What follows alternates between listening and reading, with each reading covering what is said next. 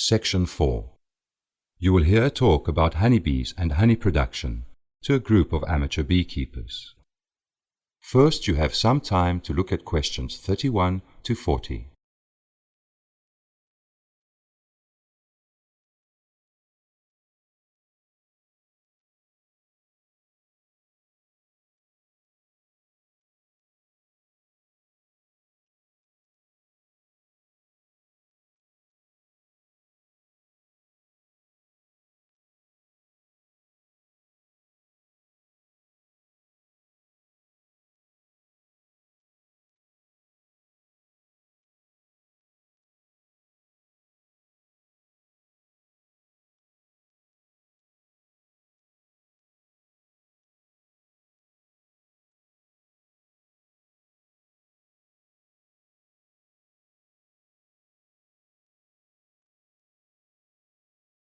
Listen carefully and answer questions 31 to 40. Good morning, everyone.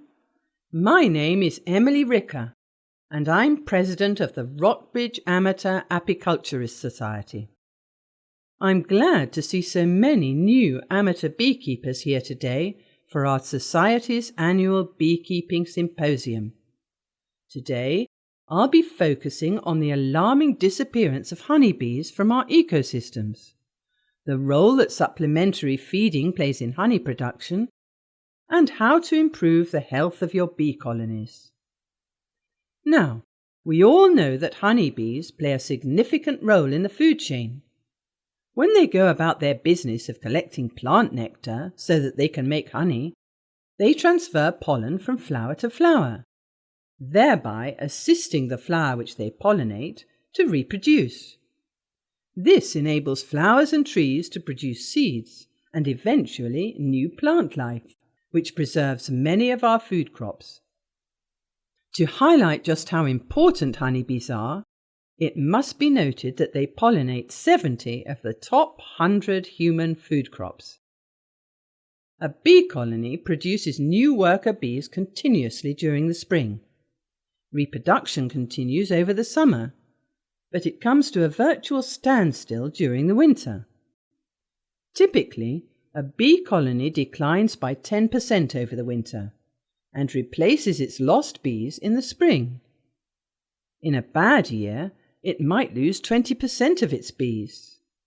Sadly, however, each spring, more and more beekeepers are opening their hives to the discouraging spectacle of an empty nest.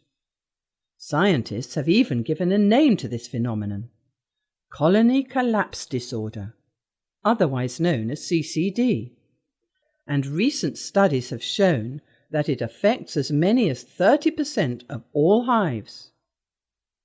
Scientists know that bees are dying from a variety of factors, but the two most prominent causes appear to be pesticides and habitat shrinkage.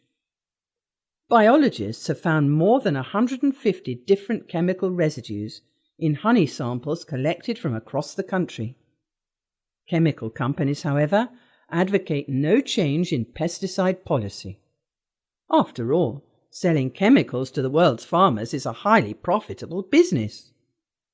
Furthermore, bee habitats are shrinking every year as grasslands, woods, and forests are being converted into monoculture farms, which are then contaminated with pesticides.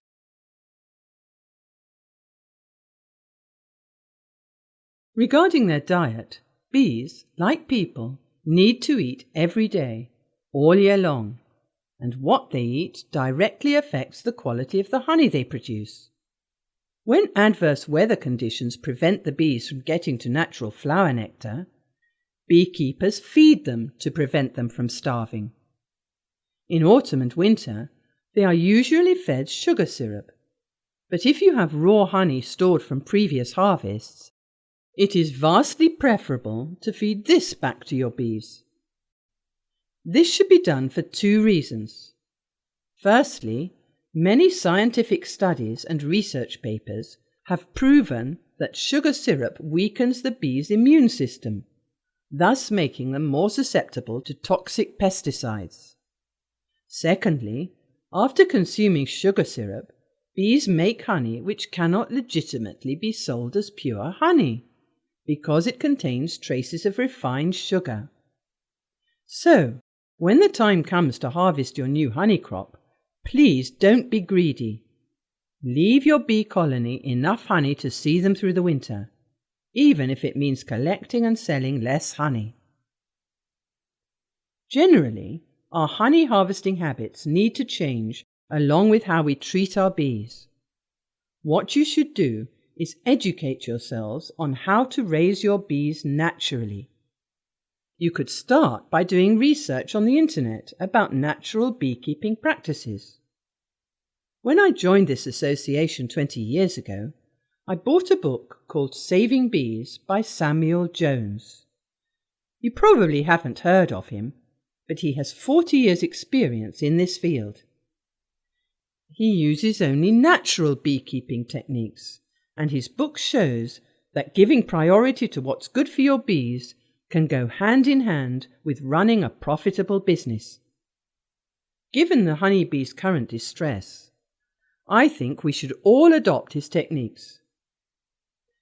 To conclude, ladies and gentlemen, bees are amazing creatures, but they are not machines. What I mean is that they will not survive for much longer if deadly toxins are not removed from their environment, and if we do not improve our behaviour towards our bees. So, we should stop taking advantage of their generous honey yields and the ecosystems they live in. If we manage to do this, we will be rewarded with high-quality honey and a thriving, healthy industry. That is the end of section 4. You now have half a minute to check your answers.